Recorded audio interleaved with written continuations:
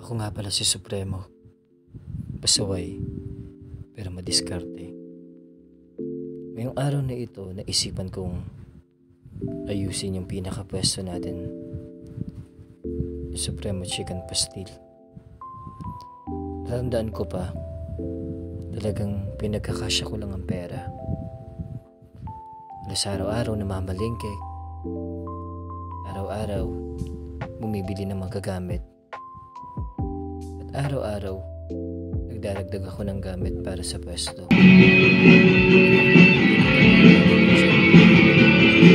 Mga bulb. Yung garapatay ko. Oh, pasti.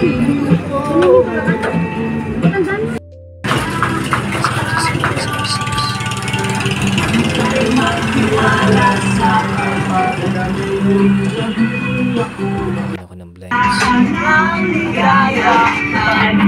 Kakailanganin natin.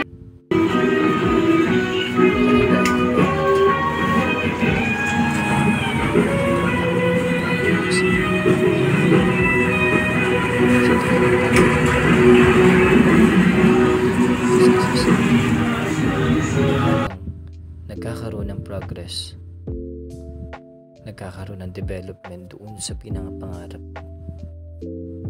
Isang malaking tulong na yun para magpatuloy ka.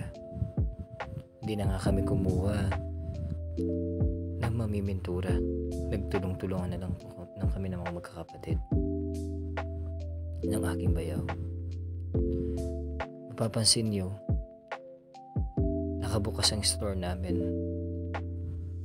At kung makikita nyo, walang bumibili. Para bang kinausap mo yung mga customer na busy kami at di namin sila maasikaso. Itong pwesto pala na ito, talagang pinangarap natin. Bata pa lang tayo, bata pa lang ako, kinukwento ko na parang gustong gusto kong magkaroon ng maliit na business. Yung pagtutulong-tulungan namin ng magkakapatid. Yung pagkukuhanan namin na araw-araw na pangangailangan. At para sa akin, ito na yun. Habang tumatagal, parang nasusubukan tayo sa mga pagsubok. Dumadaan sa ating buhay, pero nagpapatuloy tayo.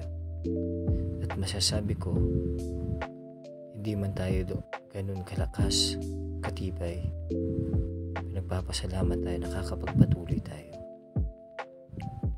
Maraming dadaan na pagsubok, maraming aalis, at maraming darating. Papansin nyo nga, kaming lahat may ginagawa.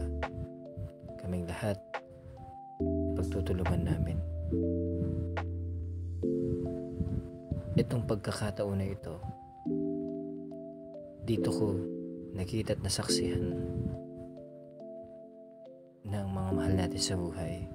Sila ang magiging katuwang natin.